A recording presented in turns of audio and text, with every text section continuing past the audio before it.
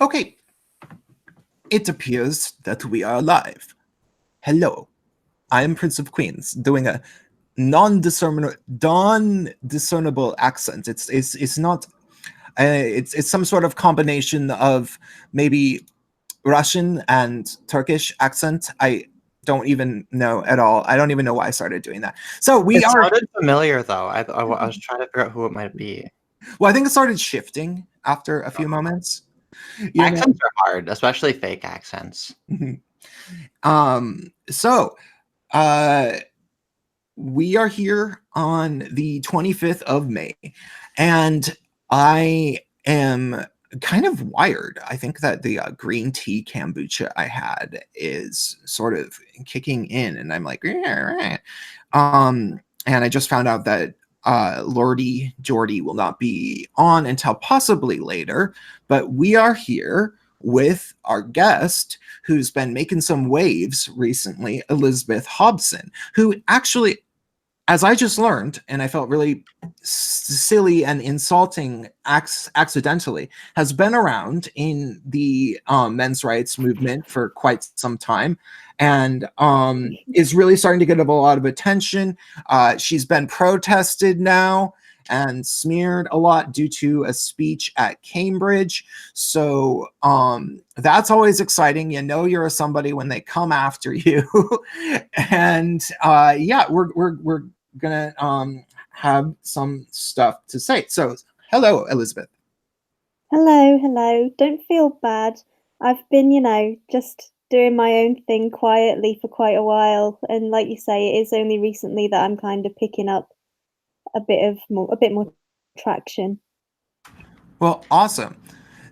Yeah, because I was on a 30-day Facebook ban, and then I got off of it, and I was scrolling through my feed, and I see Elizabeth Hobson show up, and then I noticed, wow, there's actually a lot going on right now that I haven't quite been paying enough attention to with this Justice for Men and Boys, and with your talk at Cambridge and everything. And then I thought, hey, she would make an awesome guest on Gaytriarchy, and we've been Facebook friends for a while, so I sent a message, and lo and behold, she's like, shit, yeah, I'll show up on your podcast. That sounds cool. And I was like, awesome. So I'm actually really happy and really actually kind of honored to have you on, because there's a lot of skepticism, particularly directed at the feMRAs. I really think that a lot of like female MRAs, they take a lot of heat because a lot of people who are attracted to the men's rights movement, they're very skeptical of women, right? They're like, who are these whole people infiltrating our movement? What are they angling for, right? And I always try to, they're entitled to their judgments, and they're entitled to having their skepticism, because a lot of them, they have their reasons for being kind of skeptical and being a little bit guarded, which is totally fine. But whenever I see those who I think are truly like exceptional, like female MRAs, I like to always, shout them out and everything. And to me, it's another thing to check in the white pill column, which is, it's very precious these days. Precious as in like very valuable. So yeah, I think that you're kind of the real deal, and you're someone that I would point to as like, hey man, here's someone who like she's not just talking the talk, but she's walking the walk. She's out there really doing stuff and really committed to speaking to men's issues out of just a genuine care and concern. So I'm really, really happy to have you here. I'm really happy that you came Thank on you today. very much. I'm very honored to be here. And, I would take exception to the idea that there's a lot of men in the men's human rights movement who maintain a kind of skepticism, or a very overt skepticism towards women in the movement. But like you say, there are people in the men's rights movement who are here because they've got experiences, they've had bad experiences with women, and so yeah, there's that. And there's also the fact that women in the men's rights movement, it's like having a megaphone, having a vagina, talking, if you're in the kind of gender politics sphere at all, whether you're in the kind of, you're a feminist or a men's rights activist, you get so much more attention, and people are so much more ready to listen to you. And so I think, that pisses some people off. It kind of pisses me off, and it gives me a bit of imposter syndrome sometimes, because You know, I look at the work of men that I know, and it's so good. And, you know, they'll get less traction than I will if I just say, oh, by the way, you know, there's this man who's had this really great idea or made this great point, you know, and I'll get like loads of kind of responses for saying the exact same thing just by nature of my sex. So yeah, that's definitely a concept that I think every like feMRA has very, very graciously and respectfully made clear to people. You know, it's like, hey, there's some really great guys out there that you've never heard of. By the way, speaking of megaphones, I just tweeted the link out to you. Is there any way you could retweet, get some few more viewers? Yeah, let's do that. Awesome. I'm very shadow banned. Like my YouTube channel is very hard to find. And Twitter, I'm fully shadow banned. And so yeah. And I'm pretty sure that I'm like shadow abortioned. Like I wish I could even exist. Like, nope. But I was going to say about the females having an easier time with being a part of the men's movement, or at least having an easier time getting attention. It's so funny because, you know, feminists were always saying, and they still try to like push this narrative, and same with the you know, racist, anti-racist people, you know, like the people who are totally racist. Like, I don't know if do you know who Tim Wise is? Tim Wise. The name's ringing a distant bell, but I can't place Tim Wise. Well, he's this white guy. He's American, and he is a professional race baiter. You know, he's the type of guy who goes up on stage and he's all like, you know, I'm going to tell you guys what you need to hear. But the main thing that you need to hear is that you do not understand racism, and you can never understand it. I can't understand it. The people who understand, who really should be talking to you, are the people of color who live it and breathe it every day, because they have lived experiences. And so the only reason I'm here is because you're white and you're going to listen to a white person. Blah, blah, blah, blah, blah. Yeah, I know the type. Yeah. Well. And there's so many male like it's like Brian just pointed me in the direction, you know, from the Honey Badgers of a video that was about feminism and social justice. It was really, really long, so I didn't end up doing a response to it, even though I kind of wanted to.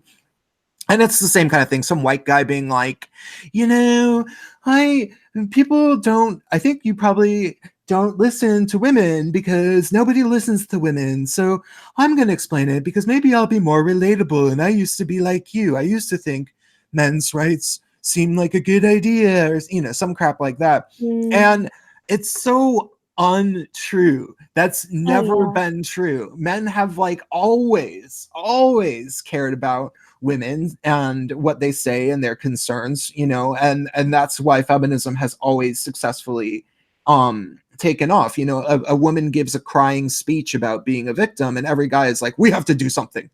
And so and you were really addressing that in the speech, not exactly that, but things along those lines of the I mean, the speech I gave at Cambridge University yesterday was titled The History of Feminism, and you know, I'm a big fan of Peter Wright, who's one of the kind of editors at A Voice for Men, and he also runs this website called gynocentrism.com.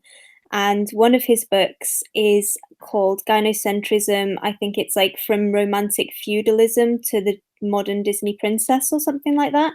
It's really cheap on Amazon. I definitely recommend people pick it up. But he locates the beginning of kind of the subversion or the weaponization of gynocentrism. Will your audience know what gynocentrism is? Oh yeah. Do I need to go into that? Yeah. And just in case they don't, it's the thing where people like females more than males, just instinctively. Yeah. They're more concerned about the well-being of women than men. because women are the limiting factor in reproduction. And so, you know, historically, we've been incredibly important to small tribes, you know, because if you lose all your women, you've got no future. But he rally around the uteri. He identifies the weaponization of gynocentrism as happening in this period in the late Middle Ages, with a period that actually feminist like academics have identified as proto-feminism. And what happened was that the Queen Consort of France and England, Eleanor of Aquitaine, subverted the Chivalric Code. Now, the Chivalric Code used to like govern relations between knights and their lords and knights and the general public. And it's not actually one code. It's actually like every kind of, you know, lord would have his own chivalric code that would govern his knights. And they're really fascinating. You can look them up online and they're all like a little bit different. And, you know, they all basically, before, you know, Eleanor got her hands on them, are like about being a decent human being. And there was one that I found that really made me laugh, which was there was an instruction not to hit women unless they get in the way of your business, which I really liked. So yeah, so Mike. Wait, clarify that statement again, because this is before Eleanor of Aquitaine got her hands on the Chivalric Code. It was, I can't remember where it was from, but there was an instruction for some knights that they were not to hit women unless those women got in the way of their business. Okay. It's actually really interesting though, because I might be reading too much into it, but I guess an implication behind that might be, you know, like you can't hit a woman in physical self-defense, right? Because, you know, your own body isn't the thing that you're here for. But if she's in the way of you producing whatever it is that makes you valuable as a man, then like, oh yeah, then you got to keep your pan strong. Yeah.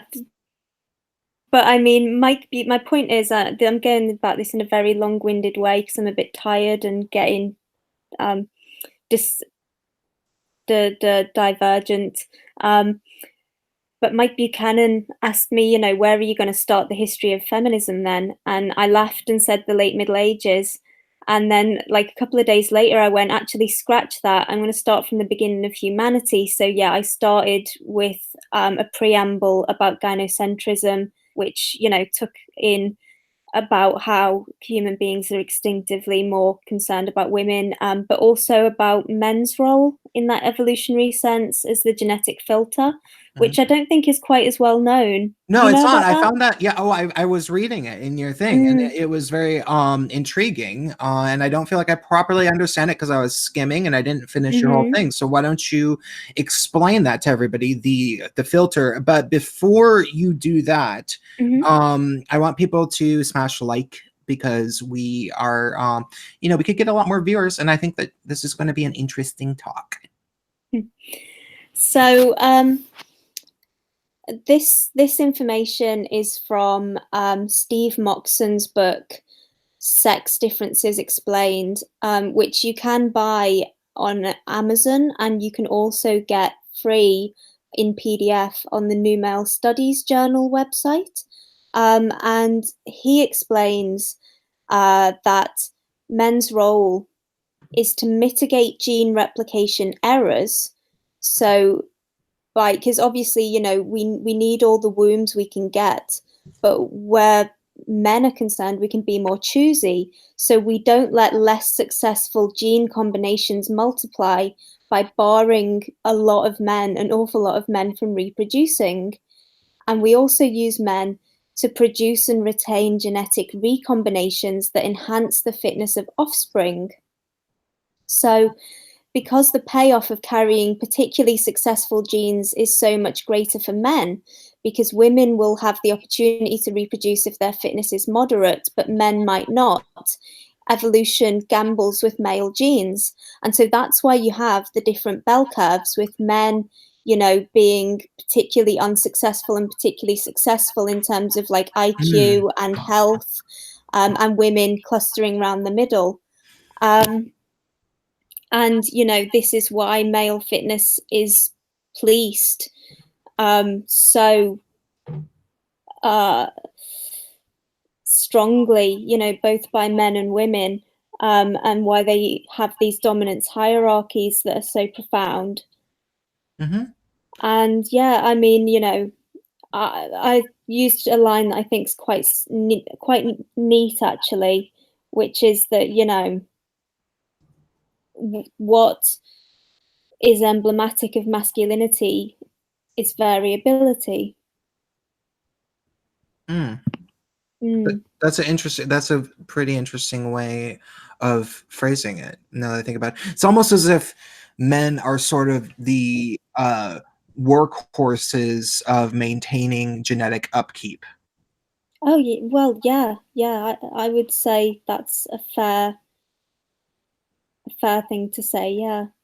You know, and it's like the point that what I pointed out in my speech was that, you know, feminists are obsessed with kind of the apex of male kind of achievement, to prove that men are doing so much better than women, so there must be discrimination. And they're also obsessed with like the very, you know, the most malevolent minority of men that do terrible things, to prove that, look, you know, masculinity is toxic and they're violent and, you know, terrible, and we need to be protected from men.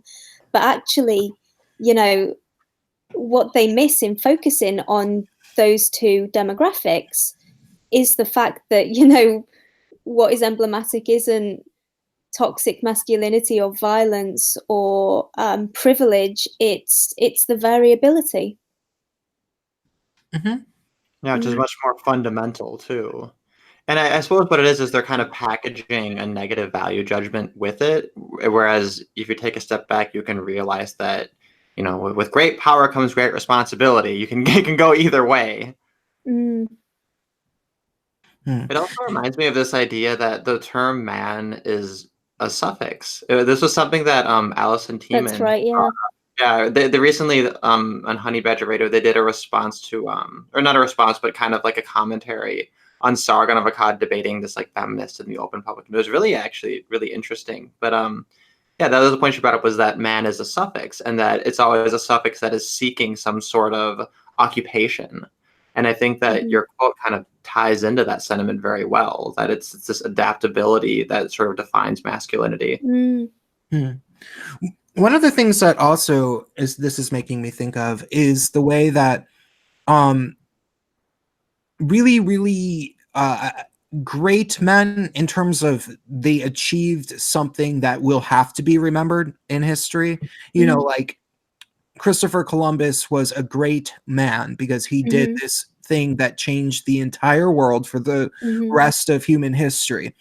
But it doesn't mean that you have to necessarily argue about his morality as an individual. He's just a great man. Like maybe he was an evil man. I'm not going to even get into that because I don't even have an opinion. I don't know enough about him. But people are remembered for being great men or for being treacherous men, and almost never really in between a whole lot. Like so many people get forgotten in history. And if feminists had anything to say, they would probably find a way to say that it was women who did all those things, just because the in-between guys get forgotten about. Well, listen, I mean, they do it, you know, repeatedly. Like, look at the vote. You know, we've just celebrated last year the anniversary, the centenary of the Representation of the People Act, which enfranchised women, and it also gave like 40% of men the vote. Because before the Representation of the People Act 1918, only men could vote, but also there was a property qualification. And, you know, feminists claim that it was the suffragettes, the Women's Social and Political Union, who achieved the vote through their civil disobedience. Through bombing. Yeah, well, they don't tend to mention that too much, actually, funnily enough. Yeah. That tends to be on a need-to-know basis. I have a whole book about it that I haven't actually I read like maybe the first chapter, and then I is it Anthony Brown's The Suffragette Bombers? Yes.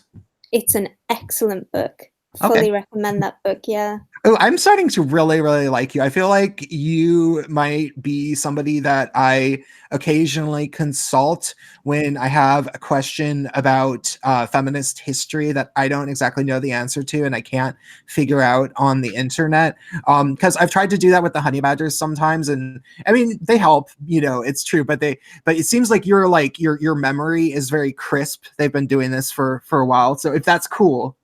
Oh yeah, I'm always happy to talk. Yeah. Okay. Awesome. Try and get to the bottom of mysteries. Black Knight Fool in the chat says she's a veteran. She's just quiet. So I'm starting to figure out. But sorry, I feel like I interrupted you a little bit because you were talking about the obtaining the right to vote and how people say it's the suffragettes. Yeah. So we've got kind of this feminist revisionist history that goes on. You know, the fact is, I mean, first of all, like, generally speaking, it will be left out that an awful lot of men got the right to vote, because that ruins the narrative, you know. But also, we'll forget about all the men who were involved in getting women the right to vote. So you've got like Jeremy Bentham was a parliamentarian who was advocating for, I think he was a parliamentarian, he might have just been like a philosopher, but he was advocating for women to have the right to vote in like the 1700s or something. And then you had Henry Fawcett, who was the husband of Millicent, who supported her both morally and financially in her work for, you know, to achieve female suffrage. And then you had John Stuart Mill, who obviously, you know, wrote a book called On the Subjection of Women, and he was a big advocate for the right to vote, and he was voted into Parliament on a platform by his male constituents, you know, that included votes for women, and so all that is left out. Yeah, and just the kind of the really base history, like we've mentioned about the suffragettes, is just whitewashed. Yeah. For one, I have a video called Are Feminists Already Trying to Whitewash the Fourth Wave's Atrocities? Because there's already signs that they're trying to make it hard to find some of the more particularly heinous things that were published on the internet. You know what? That's interesting you say that, because the other day I was just, you know, doing some finishing touches to my speech, and I was up to the bit about the fourth wave, and I was just trying to think of, you know, some really awful things that some feminists had said very recently. And it struck me, you know, there's a feminist called the Slumflower here in the UK, and she had this like series of tweets where someone had asked her about male suicide, and she said like, well, you know, what's it got to do with me whether men are killing themselves because they can't cry? She was like really dismissive and said something about it being you know, it's not my fault if the society that you've set up to benefit you is now choking you. You know, it's really incredibly callous. And so I searched for it because I wanted to get the exact wording, which is not what I've just given. I've just given you an approximation. And it was really hard to find. Yeah, well, Google and there were Guardian articles about it and everything.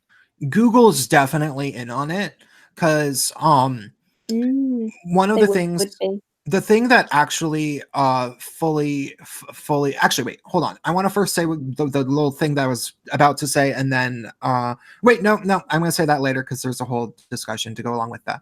But the first thing that really brought me into making my channel and starting to decide to get public and, you know, getting a message across, because I didn't feel like there was anybody properly discussing feminism's reign of terror in the gay male community and how awful they are to us.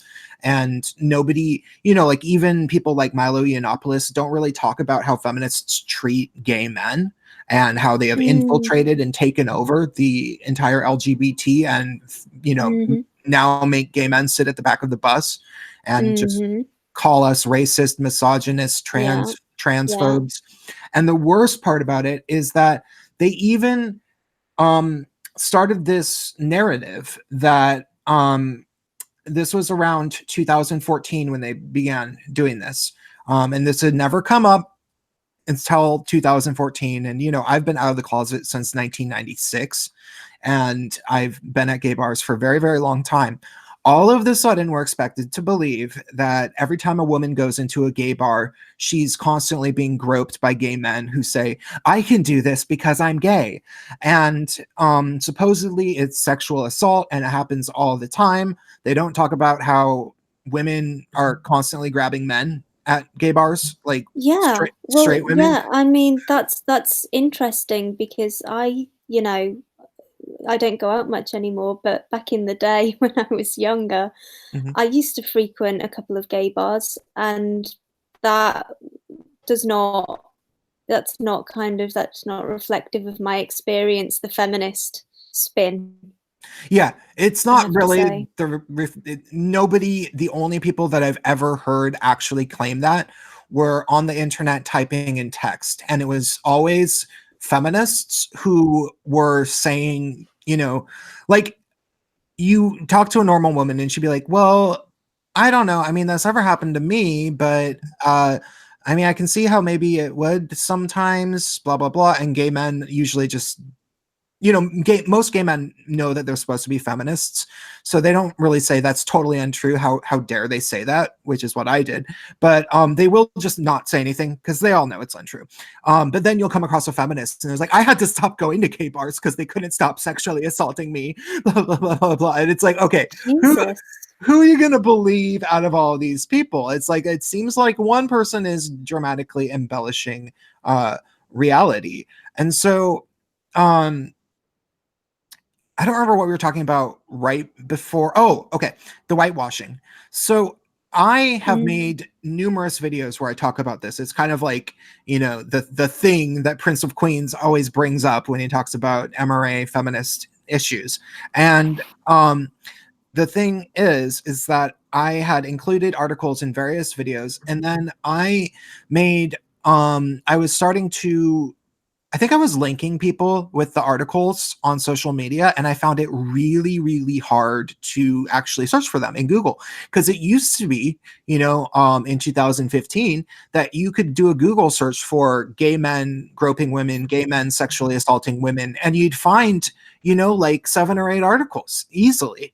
And once I started, I was like telling people that there was this rumor, and they're like, I don't believe you. And then I had a lot of trouble finding them. So I had to go through my old videos, look at the screenshots of the articles, and actually type in the exact name of each one. And then they would show up and they were still there, but Google was not making it so that I could find it. So yeah, when you have that problem again, DuckDuckGo actually is way more likely to give you the results that you're going to need. So yeah, it's definitely Google that's doing that.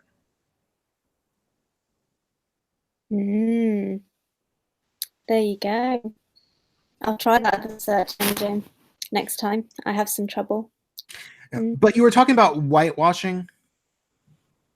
Did you have anything more to say about that? You know, not particularly at the moment. Okay, because I have something to say. Yeah.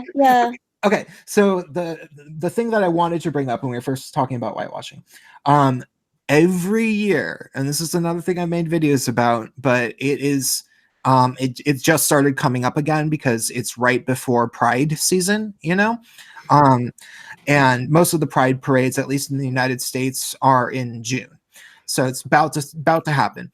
And every year people bring up the Stonewall Riots is, you know, what started the whole thing.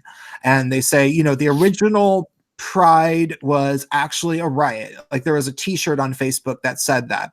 And of course, there has even been a feminist historical revision of that, and it's so blatantly untrue, saying that it wasn't actually gay men who did anything. It was the trans women of color at Stonewall who started the whole riots. Oh my goodness. And they did all of, and then that's kind of grown from them like supposedly starting the riots to them being the primary clientele at Stonewall, and then into them being the leaders of the Stonewall movement, none of which are even remotely true. If you actually, there's two trans women, or they weren't even trans, they called themselves transvestites at the time, that were like particularly involved. Marsha P. Johnson and Sylvia Rivera. Marsha P. Johnson was credited by one writer, literally one, as throwing a first shot glass, and he wrote a particularly popular book. However, due to that book's popularity, in 1992, Marsha P. Johnson was interviewed and corrected it and was like, that's not true. I wasn't even there until 2 a.m. when the riot was already going. And so she was like, no, don't say that. Like, I didn't start a riot. And then the other one, Sylvia Rivera, she there's footage of her. She had to fight to get on stage. She was waiting for hours, like maybe like 3 or 6 hours or something very long, to speak in front of a giant group of gay men. And she was complaining about how her organization, STAR, which is the Street Transvestites Action Revolutionary, which is the original, what we would consider now transgender rights organization, how it didn't get any attention, and she wanted support from the gay male community because the trans people, or the transvestites who are going to prison all the time and being raped in prison by heterosexual men, they don't contact the women's groups, they don't contact gay men, they write to STAR because STAR is the only organization that understands them specifically. And she was not a feminist. She was briefly a Marxist because she was associated with the Latino Young Lords, which was kind of like the Black Panthers for Latino people. But by the end of her life, she was speaking out about the feminist lesbians who took over gay culture. And she's like, I don't know why they have to call it. They always, I mean, to me, there's just one word, it's gay. And now they're always trying to call lesbians and gays, and I don't know why the lesbians need to be in front. I mean, we're all gay, and I mean, why put their name at the front? I was at Stonewall. You know that there was no women that were arrested, and you can find that footage, and I've made that video. And so it's this absurd thing where like all of gay history is now actually female history. It's supposed, according to intersectional feminists. And they stole it fair and square. And the young trans activists have totally, the trans feminist activists have totally taken this narrative and ran with it, and now they think that they personally are responsible for all gay rights, therefore they get to order gay men around. And it's not hard to find them saying that type of thing. Wow. Yeah. So, I mean, we've got more of a case of appropriation there than whitewashing, haven't we? But that's fascinating and bizarre. Well, I think two things can be true at once. Appropriation and whitewashing. So, yeah. So I wanted to bring that up because I was just noticing that online today. So the one thing I would say actually about whitewashing, and feminism, is that, what we've got with feminism is there's a problem with their fuzzy boundaries, and so whichever feminist you ask at whichever time will give you a different definition of what feminism is, and who more specifically is or isn't a feminist. And so it can be quite hard to pin down, and it's quite hard to say, feminism is responsible for this, because they'll just turn around and go, oh no, that's not feminism. No, it doesn't matter if all the people involved called themselves feminists. That's just not real feminism, And so I think it's really important, the kind of work that you and I and other people in the kind of you know, manosphere, the new kind of intellectual renaissance, you know, yeah, and the manosphere, but also kind of the wider culture, who are just critical of feminism. It's really important the work we're engaged in to catalogue exactly what has been happening, what has happened, what is happening, you know, and what they really are responsible for. Yeah, Because because it's, you know, it's a lot of heinous stuff. Yeah, because they'll take responsibility for literally everything that was good that a woman ever had any hand in all of human history. In fact, they'll, you know, like or with voting. didn't indeed. Yeah, like Yeah. even if it was just barely, like with the voting thing, when it was like largely a lot of men really got this done. And it's kind of like the spending gap. It's like the spending gap, but applied to like historical accomplishments. It's like They'll whitewash that. Yeah. 80% of the spending, and then they're going to control 80% of the historical progress. Well, and one of the things that far-fetched. we were talking about last week is that they do this, they always kind of do this in their favor, and they will gladly disown their old leaders. Like, the left is now more and more disowning Obama because I guess it's probably a lot of different reasons. Mainly because now that he's out of office, it's not taboo to criticize him, and everybody is starting to realize he was a terrible president. Like, he was just the worst president since World War II by far, and he was this big feminist leftist. And so the left, you know, they hear about things like, yeah, he killed more people in foreign countries without us knowing than Reagan was responsible for, by kind of a lot, with all those drone strikes, and those were people of color, you know, and like all those things. Then people are like, oh, well, maybe I don't like Obama anymore. I guess that I like let me think Elizabeth Warren. You know what I mean? It's because they there is no, that is actually Chief Warren, you racist. yeah, hold my fire water. Yeah, right.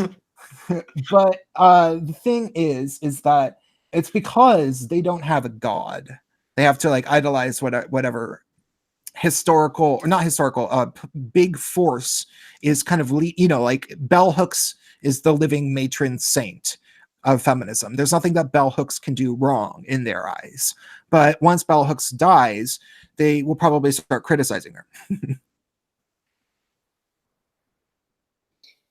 Yeah, whenever I see a bitch who doesn't capitalize her name, oh, sorry. I was just gonna say, whenever I see a bitch doesn't capitalize her name, I'm always like really suspicious. Also, dang it, we did so good not swearing, and I just messed it up. We made it 45 minutes. Oh wow! I didn't even hear it, so it might have been drowned out. Oh, I did it twice. Next time. What words did you even say? Don't say it. Just say the letter it starts with. It was the B word. Oh, that's a bad one. That's a bad one. That's one of the bad ones. Come on, that doesn't even count. That's not a bad one. That's like an even one. We were talking about the female. I'm talking about my YouTube channel and my stream getting demonetized, and YouTube certainly cares because they will. No. They will take up any excuse. Really? Yeah, but you know, if it's only once or twice, it often doesn't really. But if you you can set it to be like an adult channel, can't you? Surely swearing is fine on an adult channel. No, YouTube is completely unreasonable. There's nothing that you can do to stop them from trying to silence you if they don't want you to talk. Well, yes, that's just how it is. So they'll come up with whatever, like demonetization, hate speech strikes. I've gotten 4. So and I'm PC. Like, out of like all of the types of people that like make YouTube channels like mine, I'm very PC. So it's they have a problem with the ideas that I'm talking about. They do not have a problem with me using the N-word because I've literally never done it. So anyhow, let's get back to talking about you. Yeah. Well, hang on. Can I just jump on a couple of things that were mentioned? Yeah. By Derek. So, I mean, regarding the spending gap, which they totally whitewash, they don't want anybody to know about that.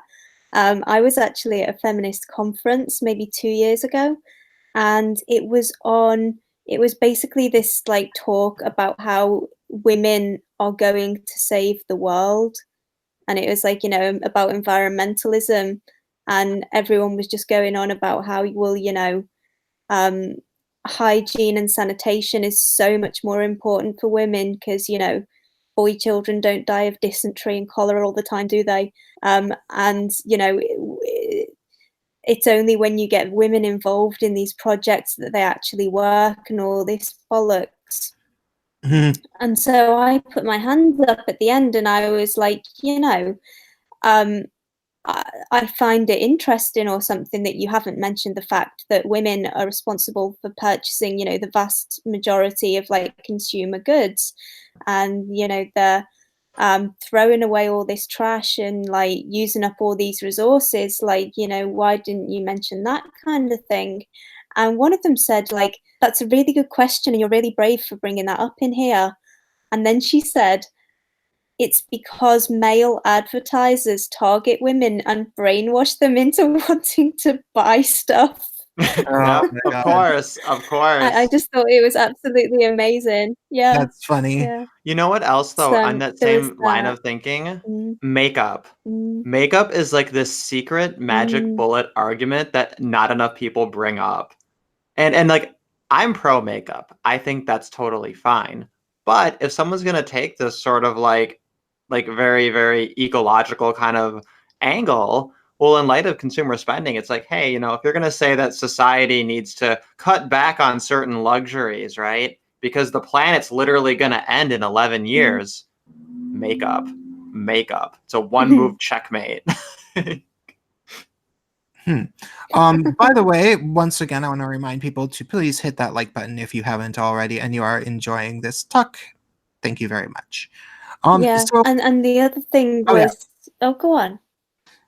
No, I was just going to say, it was mentioned, I think it was Derek mentioned about how people substitute, religion proper for like these kind of, these other religions, like ideologies and stuff.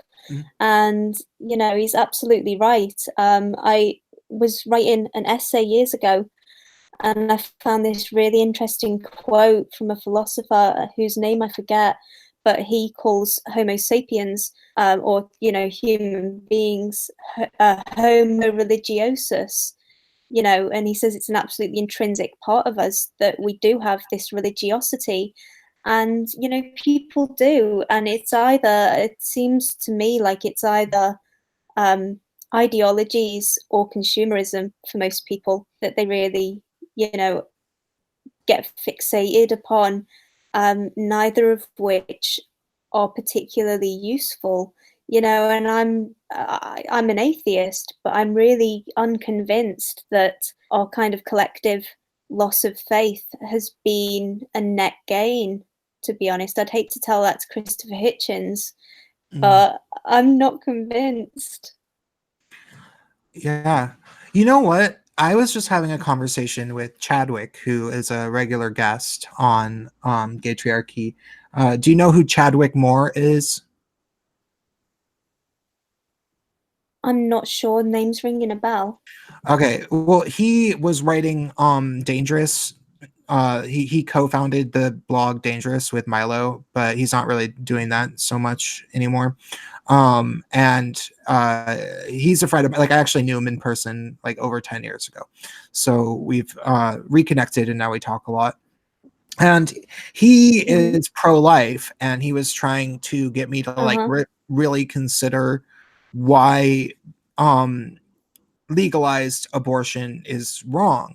And I realize I should be making a video about at least the argument. I still haven't decided what my personal stance is, and it's probably never going to be particularly strong, because no matter what I say, I'm always going to appear to be a man talking about a woman's issue, so I don't want to don't, of course. No, you've got every right to have an opinion. Oh yeah, it's not like I'm not going to. It's just that I am going to say, like, this is what I have to say, but don't think that this is a position that I'm gonna be particularly interested in discussing a whole bunch. I'm not going to be pushing this as a regular part of my personal platform. But I was really thinking I want to make a video called The Atheist Case for Making Abortion Illegal or something like that. And the thing is about it, and this is sort of what he said, and then I expanded upon it. When you tell any person that they have the right to decide who lives or who dies, including their own offspring, just as long as it's unborn, you're giving people this feeling that their individual happiness, and then then they extend that to like the best, what's best for society, saying like, oh well, you know, we don't need unwanted kids in our society, blah blah blah blah blah. That feeds into the socialist and communist narrative of the collective is more important than the individual, and it dehumanizes people, and then those people sort of have that root kind of basis for their worldview, and then they start thinking that, you know, gulags maybe weren't all that bad, or, you know, things like that eventually, if it runs a full course in the exact wrong way. And then I was thinking about it, and I was like, wait, you know, I have a hard time believing that women, you know, like as a whole, in the Western world, at least particularly like leftist women, weren't were always as awful as they are now. You know, like this has to be a somewhat recent phenomenon, and maybe it comes in waves sometimes, but like just the levels of pure spitefulness, arrogance, dishonesty, you know, rudeness, the way that they gang up, just all of this mercilessly and unapologetically. Like they have no problem just being complete social monsters. You know, there's completely horrible. Maybe a lot of that really does, and this is what I would explain in depth, stem from having abortion be legal for about 50 years, long enough for, you know, like over 2 generations of women being raised thinking that they have the right to take a life. They were entitled. If it inconveniences them. So you know, because it's like leftist men can be pretty bad, but it's not the same. Like they have to get that way, you know, they have to like train themselves to think in these terms. But in the West, women are kind of predisposed to, I mean, unless they're around conservative people their whole life, there is this predisposition to just be completely entitled, dishonest, complaining, awful people that think that they deserve to act like that and get away with it. And I think it's nurtured behavior. Me too. Do you see what I'm saying? Yeah, I do see what you're saying. I mean, I think the abortion issue is very interesting, actually, and I call myself pragmatically pro-life. So, you know, I absolutely think that, you know, abortion is the killing of a child. It's not, you know, the expellation of a clump of cells. It's the cutting off of, you know, a human being with potential and a future. And I think it's a disturbing kind of evil. However, I'm also aware that human beings are mammals, and you know, throughout the mammalian kingdom, you know, mothers commit infanticide when either they can't provide for their young or it's not convenient. And you know, before medicalized abortion, you know, there are like, if you look at the ruins of Roman villas, you will often find out the back of the kitchen pits where newborn babies have been buried, and they're believed to have been suffocated at birth. And, you know, before legalized abortion, you had women, you know, taking kind of folk medicine, you know, concoctions to bring on abortion, and even inserting knitting needles into their cervix. And so, you know, I think that there are always going to be women who kill their children. And, you know, medicalized, legalized abortion is obviously far more, you know, up to a certain point, which I think is about 12 weeks is reasonable. You know, it's more humane both for mother and child to do it that way than to fucking suffocate a newborn, or to, you know, have one of these horrendous kind of backstreet abortions. But what I would like to see, you know, I do want us to move on to a future where we look back and go, oh my God, we were killing our children. How barbaric was that? And I think the way we're going to get there is by pursuing, like, we need more contraceptive options for men, so there are less unplanned pregnancies. And we also need to we need for artificial womb technology to explode onto the market. I know, you know, it's going really well in China, all of the kind of testing. And, you know, there will come a point, I think, where we can say to women, look, it's your body, your choice. However, you ain't killing that baby. You know, we're going to grow it ourselves. So, yeah, they're my kind of feelings on it. Yeah, I think you're totally right about male birth control kind of solving the problem. Another way to solve this issue of abortion, I think that eventually it's going to be seen as very anachronistic, this entire debate, because one really interesting distinction about abortion is that it's not merely the act of abortion that has the ethical issue. It's the fact that right now, in order to abort a baby, you have to kill it first. However, you know, once we're looking at different artificial womb technologies, you know, it's conceivable that we could have methods of abortion that are actually very ethical, where you can actually literally abort the fetus without killing it and then put it into an artificial uterus and then like go, you know, keep it somewhere where you can grow it and then like give it off to someone for adoption. And like that sounds very, very sci-fi, but I don't think we're actually that far off from that sort of thing happening. No. I mean, I believe that they've already done it in China. I believe some guy did it. Oh no, that was CRISPR. Some guy genetically modified some babies in China.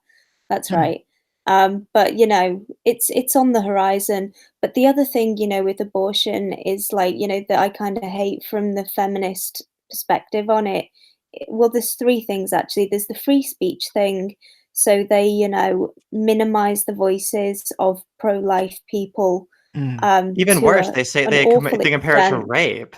You know, they say it's my body, my choice. Yeah, I they mean, imply that it's rape. you know, yeah, and like I remember there was this this thing happened in Ealing in London where there was a pro-life like Christian group who would meet outside their abortion clinic, and they would pray, and they would offer women financial and accommodation support and therapy if they would change their minds. And, you know, they were doing nothing wrong. They weren't harassing anyone, you know, but it was played out by feminists. You know, they were saying they were harassing people, and they were saying, you know, they were, you know, really awful, and they were upsetting these women. And one of the articles I read said, oh, and they had these grotesque placards. And I was like, oh shit, really? And, you know, I was imagining like it was like, you know, bits of babies in buckets and stuff, like, because I've seen that kind of stuff. But I looked them up, and the placards that they were holding were pictures, images of babies in the womb. And I was like, fuck, how fucked up do you have to be to find that grotesque? Like, that is one of the most fantastic and beautiful images that humanity is capable of seeing. You know, that's amazing as like what we can see through telescopes when we look up at the stars. But I mean, eventually they did manage to get this group moved or banned from protesting near the clinic. And, you know, there were all these women who were like, you know, I was going for an abortion and then they helped me and now I've got this beautiful child and, you know, they haven't done anything wrong. Please let them stay because they can help other women to, you know, make the right choice for them. Because that's the thing, you know, by excluding pro-life voices from the debate, they are not giving women access to the full range of information and opinions that they actually need in order to make one of the most important decisions of their lives. Yeah. And, you know, by talking about it like, oh, it's a clump of cells, oh, you know, shout your abortion, it's great, it's really convenient, you know, it doesn't hurt at all, it's just excellent, you're in and out, and then you go out for cocktails with the girls. You know, they are lying to women about the fact that actually it can be incredibly traumatic and you might never get over what you're about to do. And that's really incredibly wrong, you know, and obviously it goes without saying that there is no sympathy from feminists for men in these situations. But I've spoken to a lot of men who've been bereaved by abortion, and, you know, 2 of them were not that bothered, but like 10 of them were really, really traumatized by it. You know, and I've read articles by men who've been traumatized by abortion, and what's really awful is that, you know, without fail, these men will say it was her choice and she had every right to abort the baby, but I was upset. And feminists jump on them like, you misogynist, it's her body, how dare you be upset that someone's just killed your child? You know, it's so fucking psychopathic. Sorry, I did it as well. That's okay. Yeah, no, it's I really do think, you know, the more and more I think about this, you know, just the subconscious worldview shaping message that women are given that, you know, abortion's totally fine. In fact, it's good. And it's only your choice. Nobody has the right to even question you about this at all, even if they're trying to help you. It's it the opposition, the vehement opposition, both politically and emotionally, often coming from people who you can tell they're lying. Like I have a video called "The Roots of Pro-Choice Hysteria," and I show footage of these women saying that they don't regret their abortions, but they're like crying and stuff, you know. And it's like, but I feel like that mindset of being like that is it just must be so important to make the entire leftist worldview kind of make sense. And I think maybe what it really is them thinking that they have the right to play God in all aspects of like life. Like it's not just they get to decide if a baby is born or not, but then that also extends to affirmative action and things like that. Like they have the right to socially engineer. Like they don't have to. It's not a simple matter of trying to guide society in the way that they want it to be with proper advocacy and proper education and that type of thing.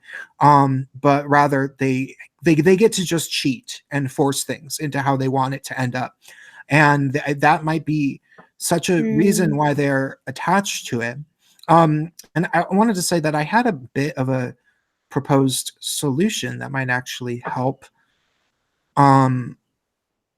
just forward the, like, okay, I don't think that it would be particularly possible to just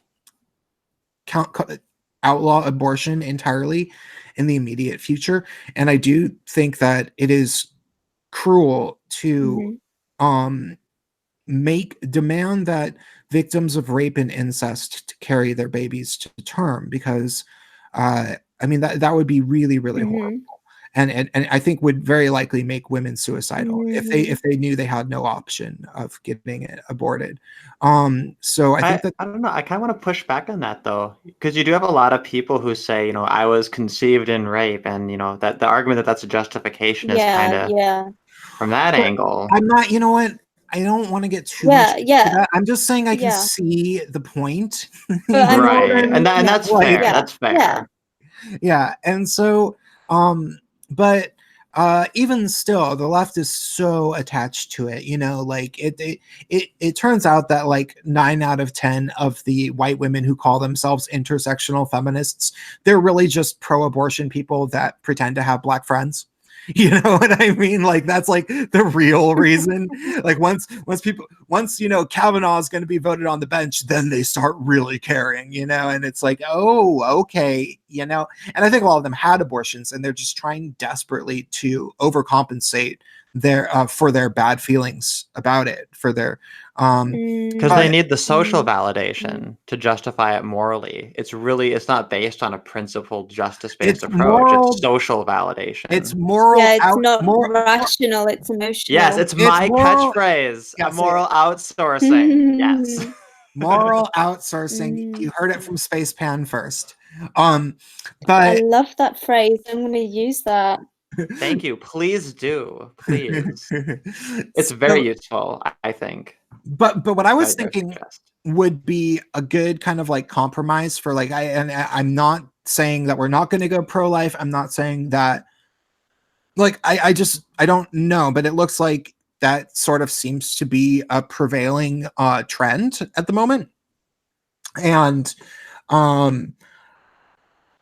if a compromise for maybe right now is that you could set up abortion clinics, and an abortion is a very expensive operation, all of them, period. Like people are like, no, it's cheap. No, it's subsidized. You know what I mean? Like it's any sort of surgery is very expensive, and that's just how it is. And so knowing that, if they set up every abortion clinic to have a team of counselors, maybe psychologists, people who have at least studied a fair amount of psychology, who I think that the rule for these people is that they actually be pro-life people. And in order for a woman to get an abortion, they have to go through like 1 or 2 or maybe even 3 sessions talking to this pro-life counselor whose job it is to try to talk her out of it. And they can make that work by giving the person whose job it is to talk them out of it a bonus for every woman they successfully talk out of it, based on the cost of the abortion. Well, if someone's, I don't think you would need an incentive, because for a pro-life person, saving a human life is enough incentive. Well, yeah, but still, I think it could be more effective, because I feel like there would be non-pro-life people who would try to get into that position, just because there's insane people who around the abortion issue who are, like there's organizations that escort mothers or, would-be mothers to get abortions so that they don't get harassed and things like. There's so much meticulous activism around this type of thing that I think that it's good to have safeguards. And that person tries to talk them out of it, and then they would get a cut of the money that the clinic saved from not having an abortion, not having to conduct an abortion. Okay, well, I mean, in the UK presently, and when abortion was introduced, the government was very clear that it's not going to be abortion on demand, and it's not going to be abortion on demand because each woman, before she goes through the procedure, is going to need the signature of 2 doctors. And that at the moment is still law in the UK. But there was an investigation on TV a few years ago, and what they showed was the piles of abortion forms already signed, just waiting to be filled out by the nurses. you know, by doctors who couldn't care less. They're just like, yeah, whatever, you know, just like filling her in details, and I give permission for anyone to have an abortion for whatever reason at any point. So, you know, yeah, I don't know how effective it would be for that reason. I think that what is quite awfully immoral is the fact that people who are really, you know, are pro-life, and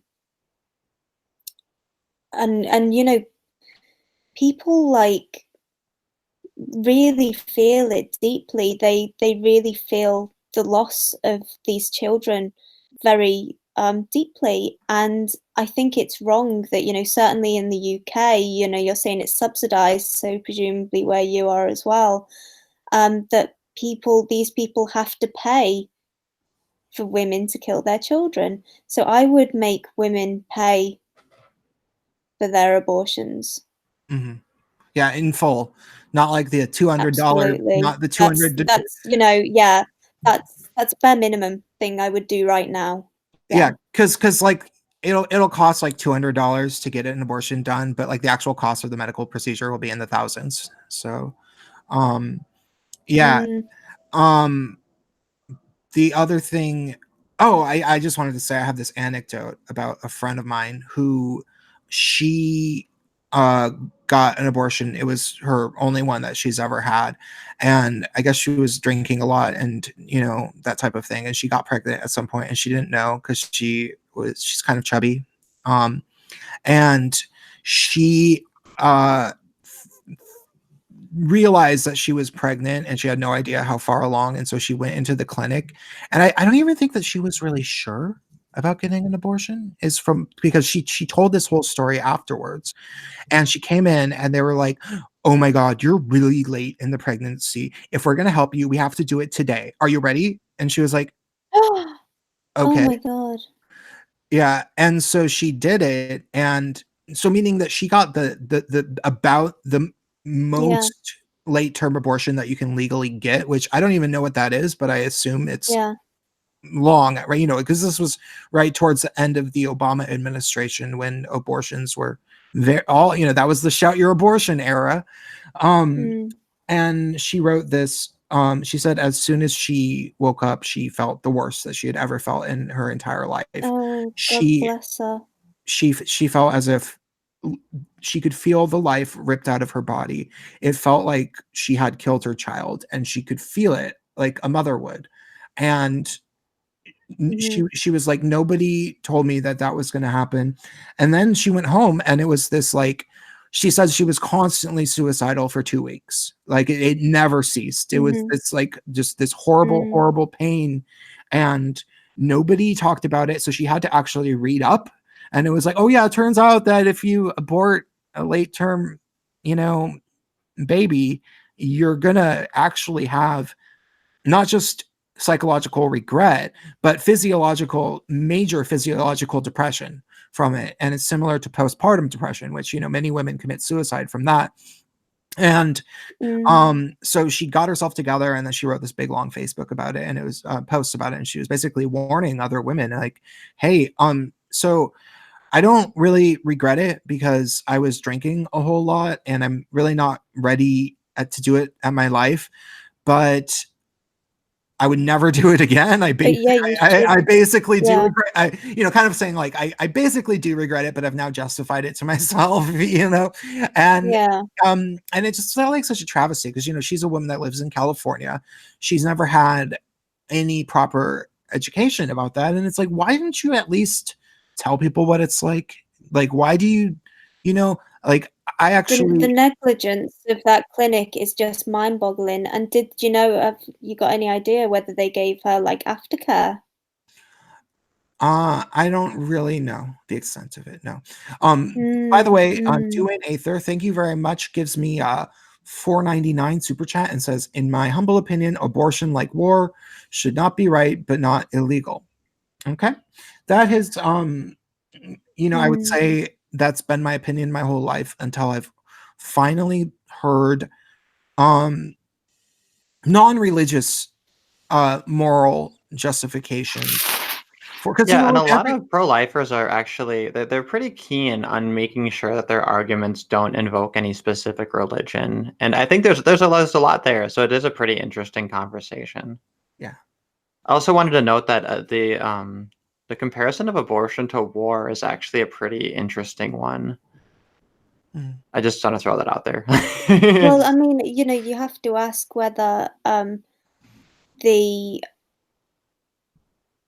kind of normalization of, the idea that it's all right to kill children desensitizes people to kind of other atrocities.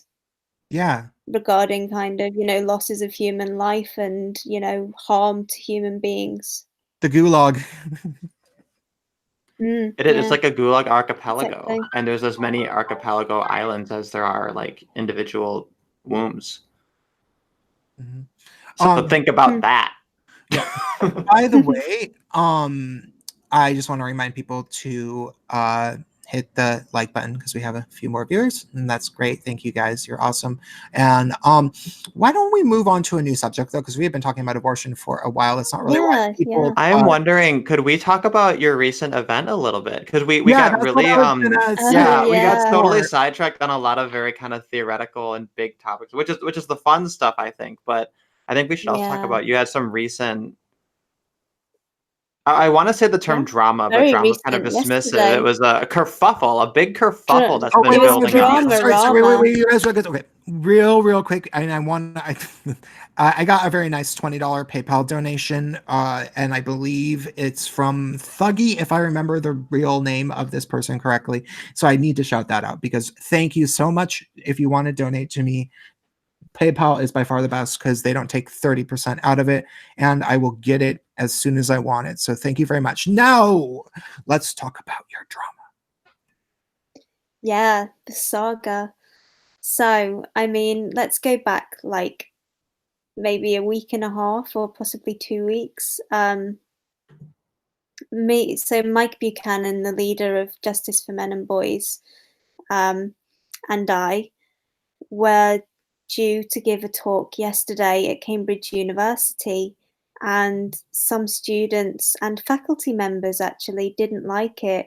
So they sent an open letter to the Vice Chancellor, Stephen Toop, like 2 weeks ago maybe, alleging that we were serial harassers who had harassed members of the university, and we were misogynists.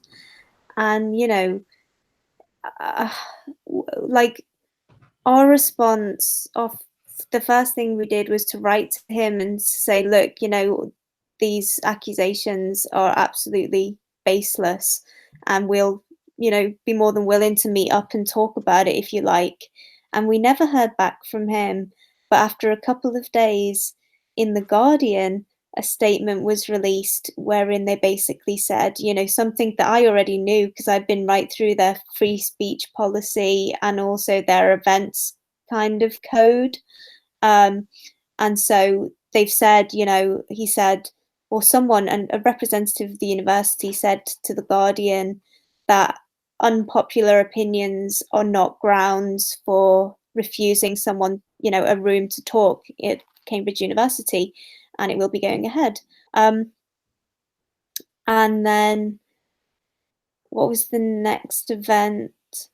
Oh, then the student union, Cambridge Student Union, unanimously voted to lobby the university to change their minds about us. And not only that, but also to review their entire free speech policy. Oh my God. Because it was, what was the word they used? It just wasn't good enough. I think that was what they said. It was not good enough, which is just how, so arrogant. Scary is that but it's just like, you know what I mean? It's like really terrifying stuff. Well, one of one of the things that's in the book Rules for Radicals, which is, the far leftist Bible for how they conduct themselves. Linsky. Yeah, is to always give the appearance that you're more numerous and more powerful than you are. And so I think the arrogance is maybe, like it sort of comes from the politicians and all these other people like trying to convince everybody that they can just achieve these absurd things that they throw out there. And maybe that's so that people are like, whoa, they think that they can really get this done. They must have some serious support and backing for this. And then it's like, well, they probably were exaggerating that to scare you. But sorry, keep going. Yeah, I mean, the original letter was signed by over 300 people, and the student union voted unanimously. But, I tend to think that they are still a kind of very vocal minority of the Cambridge community, personally, and that most people at Cambridge University are just quietly getting on with their courses or their work. Well, and those 300 people were tricked. They didn't know who you were. Well, almost certainly. They didn't. I mean, they didn't care who we were. I was talking to them on the Varsity Student Newspaper Facebook group. I would have liked to have talked to them on the Varsity Student Newspaper website, but all of our comments just got deleted, so we couldn't there. And there was this.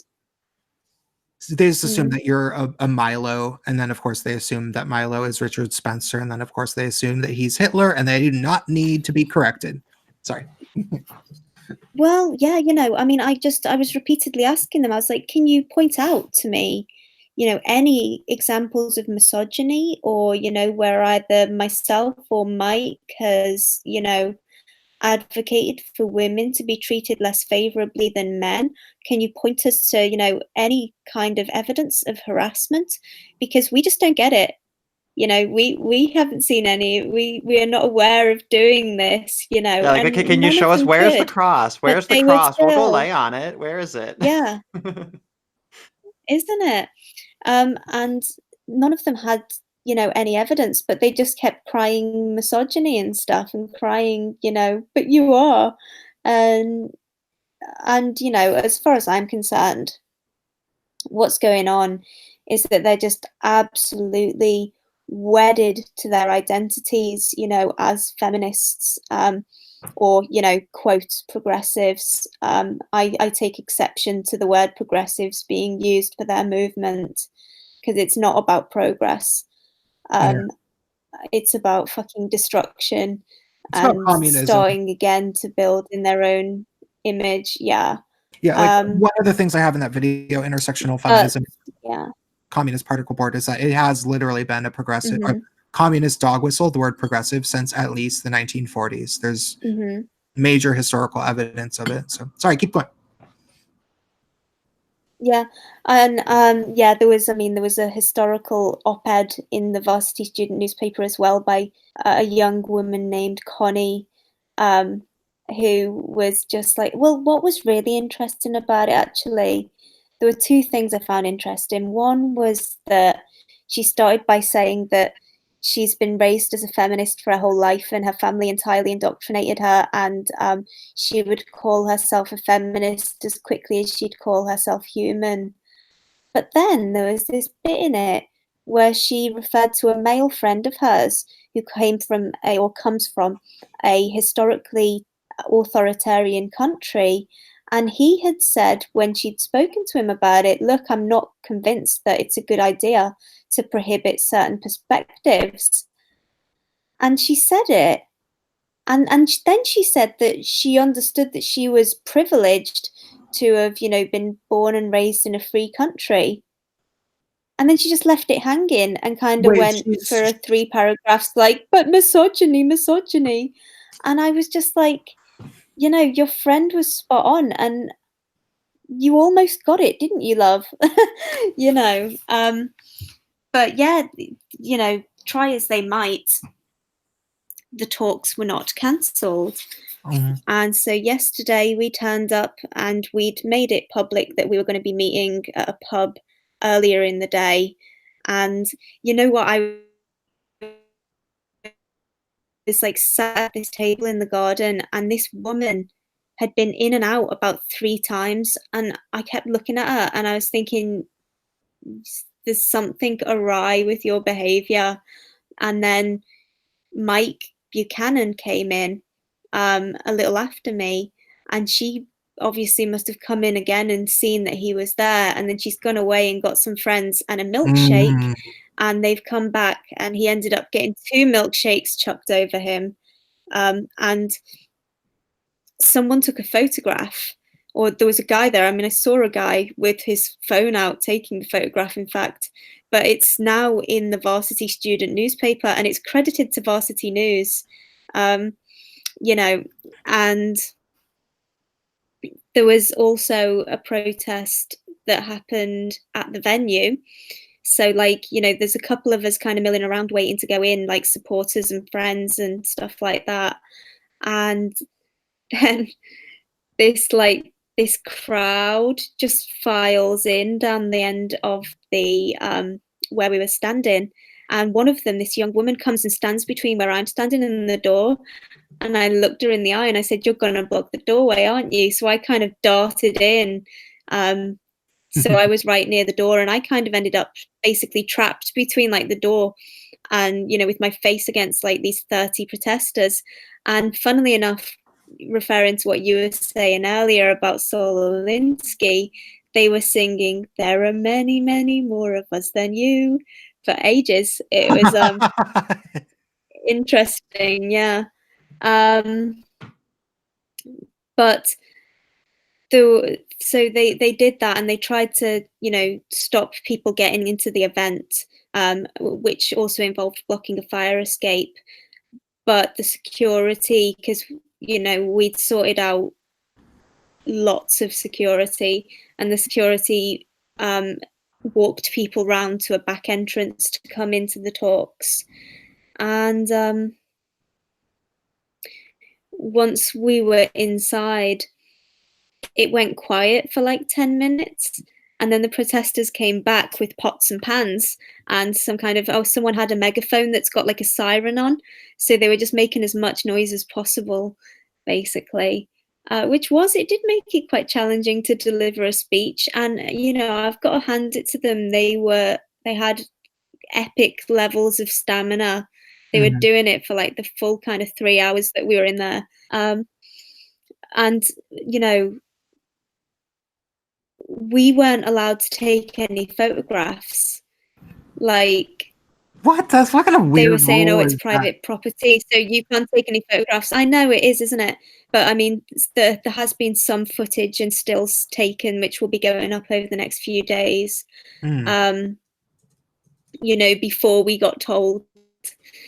But someone from Varsity was taking photographs, and they went up on the Varsity website. And one of them was this picture of a young woman who was kind of tailing us all day, and another young woman, and one of them, the one that was tailing us, has the megaphone, and the one, you know, the other young woman has this sign that says "Milkshake those misogynists." And I took a screenshot of it, and then I went to the website later, and they'd blurred out their faces, but I've got the original image, which I'm rather pleased with. But I mean, unfortunately, what, you know, I'm quite upset about actually is that there was a dad and his 16-year-old son at the event, and on their way out, one of the protesters, this man, starts like getting up in the 16-year-old boy's face, like shouting at him. And the dad says, like, "Do you know you're harassing a minor?"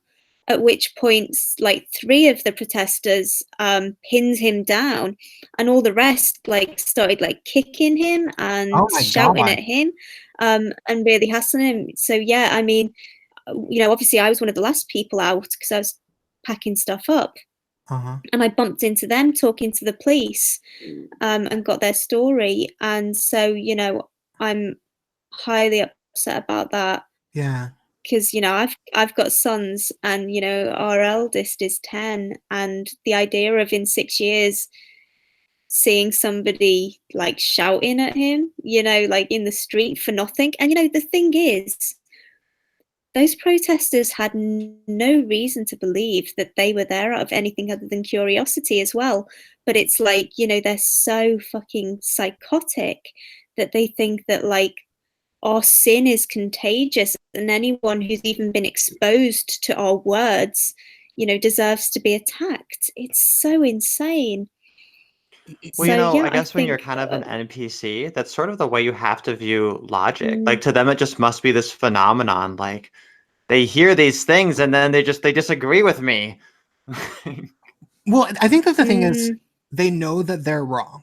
Like they know that by every, like, I think that they maybe sort of do at least, it's not like they don't understand logic at all. This is just a hypothetical. Maybe they don't. Maybe they really don't. And maybe they just don't know any of the numbers and blah, blah, blah, blah, blah. And they're not interested in learning because they think it's all fake, which that comes up. You know, you think that you run into these people and they won't believe a single thing that you say. Like you say, men compose 78% of all suicides. And they're like, source, I don't believe that. And it's like, start with Wikipedia. And they're like, you link it to me. I'm not gonna, and it's like, Jesus, it's really easy to find. But I think that maybe more so is that they think, I mean, I think that maybe it's more of just that ends justify the means type of thing. Like they're thinking we can sacrifice whatever we need to in order to get to the utopia that we are envisioning. And so, yeah they will destroy society and everything will be horrible, but eventually it's all going to be worth it. And so they really, you know, and maybe that's why they were attacking the 16-year-old and the father. Maybe they noticed that this person was particularly young looking. And so they decided to try to make an example out of them, to show how unhinged they are, to show that they are willing to go to that great of lengths. And that everybody, because the strategy ever since Donald Trump got elected has been very clearly, like they've said it, they're like, we're trying to make it so unattractive to be quote unquote fascist, but what they really mean is, you know, not a leftist, not authoritarian. Yeah, well, not actually authoritarian. The opposite of fascist. Yeah. Hey, I if mean, you're you not know, part of the they say solution, that you're part of the they problem. literally say, I've had people say to me that free speech is a fascist issue, and I'm like, wow. And what fascist state had free speech? You know? Yeah, but so I think that there's a likelihood that you know, there was about 30 of them. How many people were at the talk? I mean, you know, there were less people than had booked tickets, and I think some of the reason for that was that people were intimidated by the crowd. I would say there were probably ended up probably about the same number, maybe about 30. Okay, well, maybe just for whatever reason, they decided that it wasn't a good idea to engage with the whole crowd. And so they're like, well, let's bide our time and then come after one to make an example out of them. And they pick the young looking person, maybe. I don't know. That just seems like the kind of thing they would maybe do. And maybe they're doing that deliberately. I mean, you know, I think the thing is, I imagine there's something quite addictive, and you know, it like sets your adrenaline off when you're in this group. You know, they're holding hands and singing and chanting these chants. It's like, it's so religious, isn't it? You know, it's so tribal. And so probably they were whipped up into a frenzy that impaired their moral kind of code, really. Yeah. There's you know, and so there's a synergistic effect of these people. And I've actually talked to a former Antifa guy, and I asked him at one point, do you think that there's particularly many Antifa people who are drug addicts? Because it's hard to tell from afar. And he said, you know, honestly, no, they drink a little bit and they smoke a little bit of weed. And I was like, I was like, well, would you say that their thing is that they're addicted to protest activism? And he would say, oh, absolutely. Yeah, that's what they get their fix from. And so And I remember being like, I never got into it, but I knew people who were like that in both high school and college because I was educated thoroughly in the far left. And there were all sorts of people who were just looking for a cause all the time to try to protest and to try to be angry. And exactly, you know, they really want to be part of something, and yeah, it's And then exciting. one thing that I'm not sure we got into was Natty Khalifa, I guess, had apprehended one of the people who Yeah, threw the milkshake, and then they had them apprehended for like 90 minutes. Yeah. But then they were able to get away because their fellow protesters intervened, and then eventually the cops showed up. And I'll tell you why the protesters intervened as well, was because a lecturer turned up. And he's like, well, I'm going to stand here just watching the situation because I you know, have a duty to care for the welfare of my students. And then he got on his phone, and minutes later, a couple of activists turned up. So you know, the lecturer is totally in on it as well. He was a philosophy lecturer. Have you been able to identify which like philosophy lecture? That kind of narrows it down, doesn't it? That could be done actually, couldn't it? We should have a look. You probably obviously, should. you know, obviously we're pressing charges. Because what if you could subpoena like his phone record of like who he called, who he dialed, or even text messages? I don't know if that's too much. I don't know much about like discovery, but I don't know. I tend to doubt they would do that for the purposes of someone, you know, of common assault. But certainly it'd be interesting for us to know at the very least. But yeah, I've been on the phone to the police today. They weren't amazing yesterday, the police, to be honest. They weren't very responsive, but the bloke I spoke to today was quite helpful. So hopefully, you know, I mean, this is CCTV footage from the pub, and the manager told us that, you know, it's clear as day. You can see the people clear as day. And when the young woman who was one of the ones who actually threw the milkshake that Natty apprehended, when she got away, she went into college property, and the guards on the door said they recognized her. And I believe they said that they actually knew the names, and the phone, you know, someone was on the phone to the police and passed it to them. So as far as I know, there is a good chance the police have at least one or two names at this point already. Awesome. Well, that would be cool. Yeah, I mean, you know, like Mike Buchanan is he's so reasonable. He to me, like he's like I'm not gonna say that like it's justified when they go after people like Tommy Robinson, but like when you compare it to like Mike Buchanan, like who is Mike Buchanan really offending? You know what I mean? To me, he just seems pretty reasonable. I don't know, like. Yeah, but that's because you're an awful misogynist, right? I am biased. People find him highly offensive. You know, the fact that he has the temerity even to advocate for equal rights for men and women, like men and women, it's like a disgrace. So yeah, people find him very offensive. I guess when you're but you know, they can't explicitly identify why. They can't point to anything he's ever actually said or done. But they're just generally really offended. in feminist epistemology, some would say that things like reason and evidence are phallocentric. That when we have empirical evidence, this is a patriarchal contract. This is us penetrating nature's secrets, right? And we need to have a more holistic approach to knowledge. That's more consistent with fluid dynamics.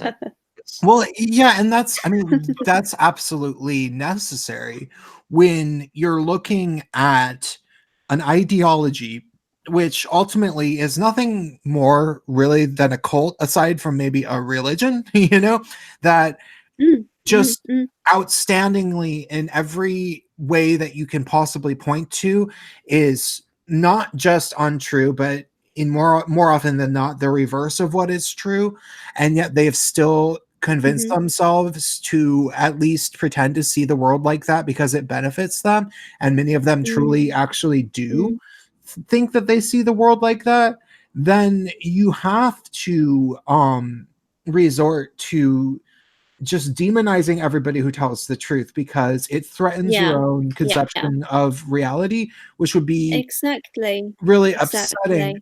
And I'm thinking, we should have, there should be some sort of documented word for what happens when a social hysteria, groupthink cult type thing exists long enough that it raises entire generations of people to think in that, like we have the word cult, we have the word hysteria, but because like I really do feel that feminism, like anyone who's a true believer feminist, has a disorder. Like I don't think that, like, I think we're gonna look back in time. Well, I mean, that way. it's a mix because, obviously you have a lot of people who just kind of tacitly accept feminist myths because they don't really look into it. But then, the people who were present yesterday, the activists, are so, committed to these ideas, to the point where even when you say, look, it's clearly not true what you think, they will completely reject it out of hand, and it's like they're scared to come and listen to us, they won't come and listen to us. Yeah. And, they visit other people's talks and they kind of shut them down with like klaxons and air horns and stuff because they cannot bear to hear that they might possibly be wrong. It's like, that I've got a lot of sympathy for people who are ignorant because, they've just got a lot of stuff going on in their lives and feminism is the dominant ideology, and, all the messages you get from politicians, the media, non-governmental organizations, the UN, are feminist, and so they just accept these things, and like coffee shop feminists and stuff. But willful ignorance is something entirely different. That's fucked up. That is a disorder. You're right. Yeah, I was just ignorant. I never liked feminists. Like I was raised by them. My mother was a feminist. She went through periods where she was more than not, but she was a full-blown feminist when I was born because she was in the process of divorcing my father. And those were very unpleasant years. She used to steal my action figures out of my room when I wasn't home, hide them in the basement, and then after a few months, give them away to thrift stores. And then when I would figure it out, eventually she'd be like, "Oh, but you never played with them." And I was like, yeah, because they were in the basement. Yeah, I'd be like, "But where did you put my things?" And like sometimes I would find them before she put them gave them to the thrift stores, and I'd be like, "They're in the basement." And then eventually I'd be like, "Can I get my toys from the basement?" She'd be like, "Oh, I gave them away." And just that kind of crap, because it was action figures. She didn't like boy toys. And that's, like she was that kind of person. And then my sister, my eldest sister in particular, was a feminist. And then I went to a very radical leftist high school. It was an alternative high school because it was the only place where it was socially acceptable to be gay in the Seattle Public School District in the 90s. And so I went there, and there was all these awful feminists. And I always they were high school kids, so they weren't as awful as, because also it was during the third wave, so feminists were slightly less awful, but they did have these really, really sanctimonious ways of speaking about things like abortion and stuff. Like there's this one where day where there was this female, and we were trying to talk about abortion and actually have a real discussion about it. And she just repeatedly raised her hand, and she was like, she had a speech impediment too, so I always remember this. And she was like, "But when we are dealing with a woman's body, we are dealing with a woman's body. We're talking about a woman's body." Like she said it over and over. And it was like, okay, these people are awful. They're unpleasant. Yeah. And I know that some of the things that they say are untrue, so I don't like them. I won't, actively if I know that there's like a feminist meeting or something that I'm invited to that's part of a LGBT thing or something, I won't go. But at the same time, if somebody asked me if I was a feminist, I didn't know enough about it to say no. And so I would say yes. And I figured about 75% of the stuff that they said was true until around 2015 when they started taking over gay spaces, and they were so ruthless about it. Like they were so insistent that gay spaces were this horrible sign of the patriarchy, and then they were saying that gay men sexually assault women and these things like that. And I was like, what could possibly be in their heads, like really in their heads, that's because they didn't used to always act this crazy. And so I started trying to learn about contemporary feminism, and then I started learning about history, and I was like, oh, okay, it's not 75% is true. It's 98.5% is untrue. You know? So that was my historic history of me being somebody who is simply ignorant, and the levels of how ignorant you could be as opposed to willingly ignoring information. Sorry. Yeah, my version of that kind of ignorance was when I first saw Karen Strawn video. Then I'm like, wow, this is really interesting. I wonder what my feminist friends will think. They'll probably think this is really insightful and really useful. And oh my God, they're biting my head off. No, and all of a sudden they're not your friends anymore. Oh yeah. Well, I guess they're never like that good of friends. I'll make friends. Yeah, it's too hard.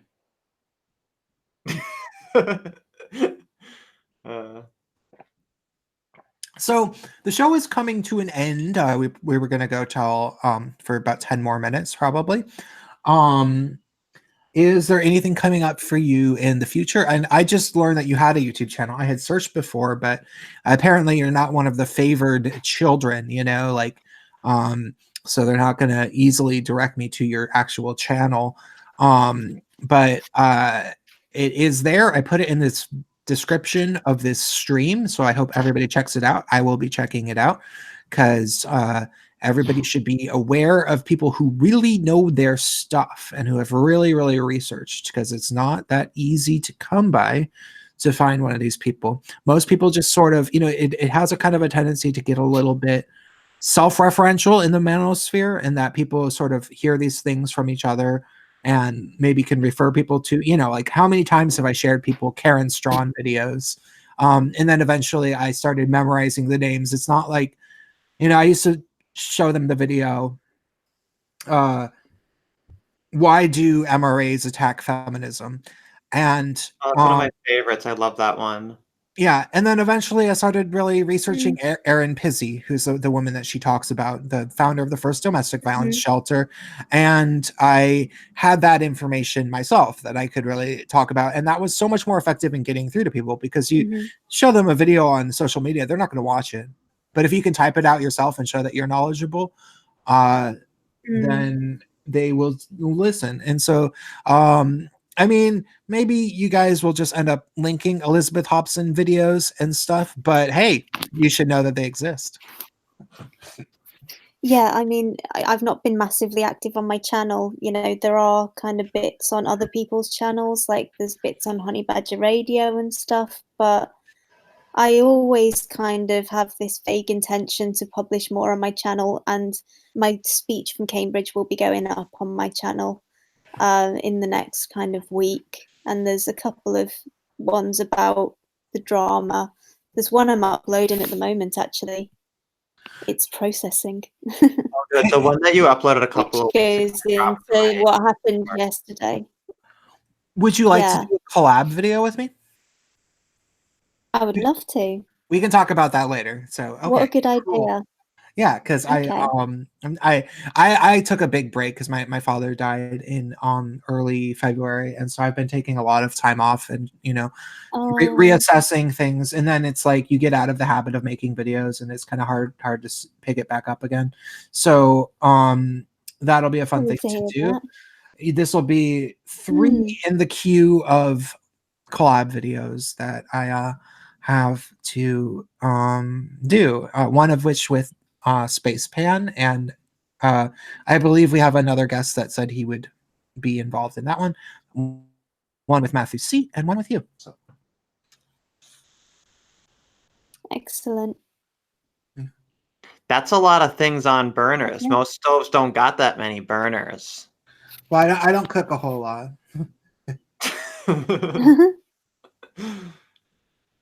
Somebody asked, how do men deal with depression? I think that might be referring to...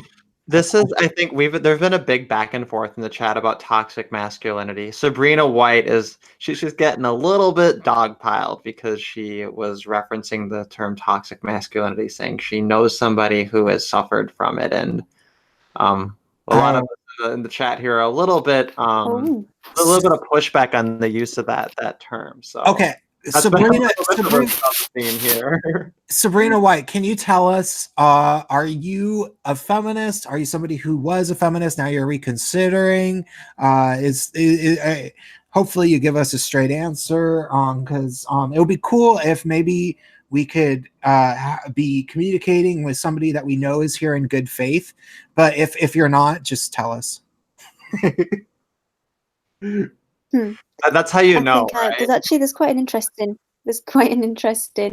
history to the term toxic masculinity. Actually, it was actually coined by this group called the Mythopoetic Men.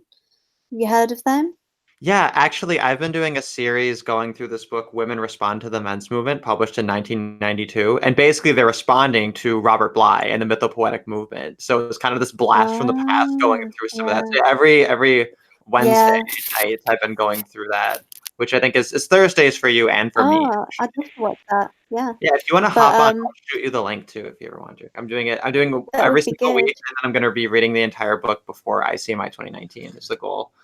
But yeah, so I'm a little bit familiar with the mythopoetics, but not as familiar as I'd like to be. They're very fast. So I mean, basically, they coined the term to describe men who were kind of, overly demonstrative in their masculinity and kind of very kind of bravado-ish and stuff like that.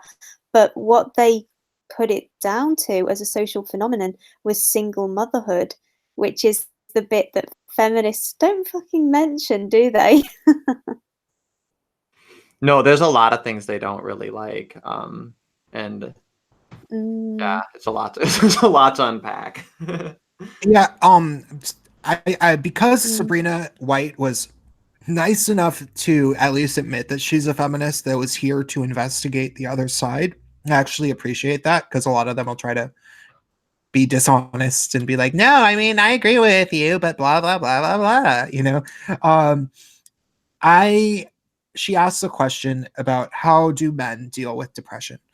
I first want to say, Sabrina, you have to know that that's not a question any one person can answer. Like, you have to know that, right? Like just on a fundamental level, you can't ask somebody such a huge sweeping question and ever expect a good answer. And so that's why I was wondering if you were here in bad faith, because you asked a question that it's like, okay, I could try to answer this, but I'm going to get it wrong no matter how hard I try.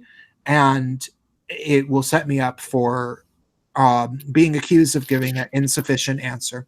The only thing that I will say is that men don't often, I think that even if there was gender specific or psychological work done towards developing male centric therapy situations, I don't believe that men would use them as much as females. Men tend to be goal-oriented when it comes to solving their problems and feeling better in life. It's not a matter of simply sitting around talking about something and having somebody to talk to and then eventually maybe feeling better, which I guess is what women tend to do. I'm not even sure if it really works all that well, or if it just becomes a part of their life that they become almost addicted to. My mother has been addicted to therapy since my whole life. So that's why I say that. And there's a lot of people who seem to do that. But men tend to, if they really, really need help, talk to someone for a little while and then stop when they figure it out. And I would also say that men have a tendency to think about things like their health. Like for me, I know that when I get out of shape, or I let my back deteriorate, because I have chronic back pain, and if I'm not doing stretches and exercises, it gets much worse and I get a lot more unhappy. I start focusing on my health and things like that. But when I feel as if I'm at a point that I am feeling better, I will try to, move on, because what's the point in sitting around thinking about how you used to be feeling bad? And I don't know if women do that. My mother sure seems to, but that she does not represent everybody at all. So yeah, that's what I would say. And so, although I do believe it's an absolute necessity that we actually do specific gender-based mental health care and develop it as a field, and it needs to exist, because it essentially doesn't exist at this point. There is like no, you do a search for male mental health, and you'll find maybe 2 or 3 clinics. Like, I think the ones that I found weren't even in my state, whereas you do a search for women's mental health, and there's 8 or 9 listings in your city. So this is a dramatic disparity, and so there has to be something for men out there. But I do accept that very likely, even if it's perfectly adequate and perfectly available, men won't probably use it as much as women. But that's no excuse for not having it, because there's been some times in my life where, like, if there was a really good person for me to talk to, I would. And I, through a clinic, even saw a counselor right after my father died, but it was so unhelpful. Like, she couldn't even pretend to not be looking at the clock every 5 minutes or so, and because it's like a long story, and she would do it really quick, like I wouldn't notice, but it was like, hey, if you just looked at it every once in a while, I wouldn't think that you were actively tuning me out. But since you dart your eyes in the direction, it's like, okay, you don't like talking to me. This is obvious. Why am I going to come back? So that's how I've dealt with things, but that's really all I can answer, and that's all I can think of. So, Thuggy mentioned in the chat, the Men's Shed program, I think is in Australia. That's actually an example of a really good men's program. And actually in Minnesota, in the UK and the US as well. Yeah, we have in Minneapolis a Twin Cities Men's Center, which is pretty cool. But one problem is that when men try to seek help, even if they do find it, there's a really good chance what they're going to run into is a program that's very, very feminist influence, and it's going to be geared toward, okay, here's how you as a man can stop being violent, and here's how you can end sexism, and here's how you can do things, right? And it's not really focused on this idea that men might actually have issues and actually be like worthy of the help just for their own sake. And the other thing too is Sabrina White. If you want a good video on this, look up Tom Golden's speech from the 2014 ICMI that AVFM hosted. I think that video really stands alone, and I think introduces a lot of this problem of men's mental health really, really well. And I think in a tone that I think pretty much anybody can kind of get behind. Like Tom Golden is just super cool. Destination I'd recommend. Yeah, he is. But there's a website called malepsychology.org.uk, who, they're a UK organisation that promote the well-being of men and boys, but they have a really great blog that goes into stuff, they respond to say it again. APA I want to put it. Say it guidelines on. I want to put it in the chat. Yeah, malepsychology.org.uk. But my kind of final word, the only thing I've got to add to that is, like, if we want to tackle male depression as a society, we should stop fucking terrorizing men. Yeah. A friend of mine, John Waters, came up with a really excellent simile for how our kind of feminist society treats men. And what he said was that it's like being mugged in the street, and the mugger comes and he beats the hell out of you, and every so often he stops to say, "You all right?" You know, that's kind of how I feel that no, that's we treat men, you know, like we take their kids, like, you know, we mutilate them as children, you know, we say all these terrible things about them relentlessly, and then every so often we go like, you know, I wonder why they're all committing suicide. It's like, come on. Yeah, I would add just a teeny bit to that metaphor. So, you know, he's beating you up and mugging you and stopping and saying, "Are you all right?" every little once in a while. And if you were to say, no, this actually kind of sucks, he would say, well, you know, you deserve this because you're a man, just so you know, so I'm going to keep doing it. Like, well, okay, you guys aren't being fair though, because if men would just express their emotions enough, their foreskins grow back. Their foreskins grow back. They suddenly get custody of their children. They don't have to pay alimony anymore. Yeah. And they can go to a gay bar and make a joke without a feminist glaring over them, saying, "You touched my breast. I'm gonna get this place closed down." This would actually be a great like Saturday Night Live sketch if they weren't like completely like biased. That would actually be like great material. Of just like men going on expressing their emotions and then just like men's issues being solved. Yeah, actually, I see what you're saying. That would be funny. All right, so I have a feeling it's getting rather late where Elizabeth is. Am I correct? 2:04. You are correct. You are.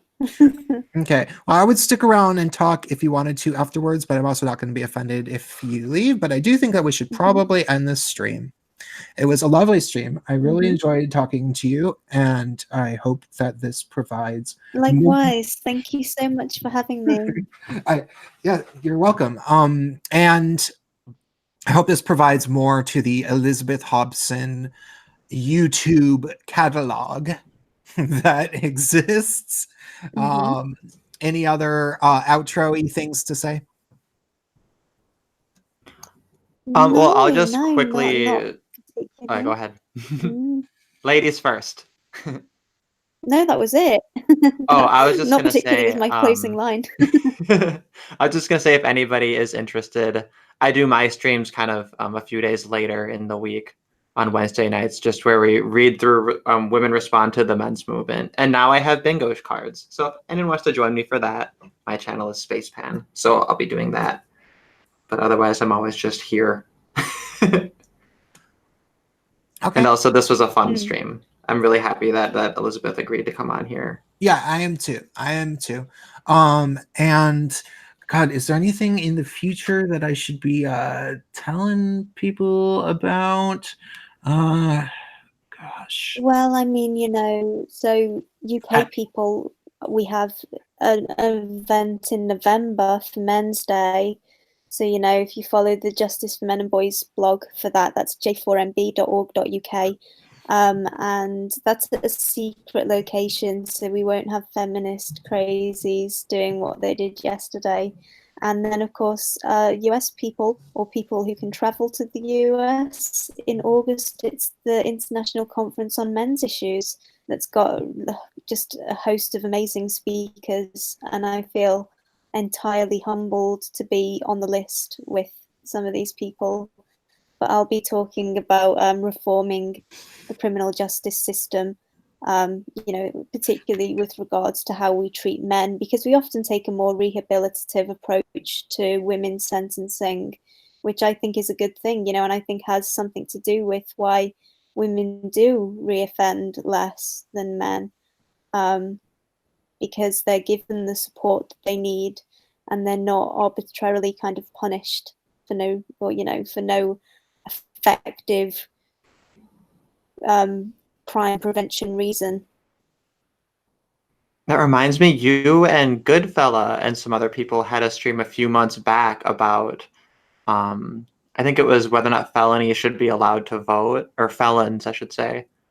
That was a really interesting and really that was informative stream. Yeah.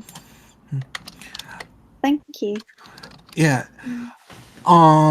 So okay, I'm gonna end the stream. I have just a few things to say to Elizabeth afterwards, and then I'm gonna let her go to bed. I hope that's cool with everybody. I'll talk to you guys later. Bye.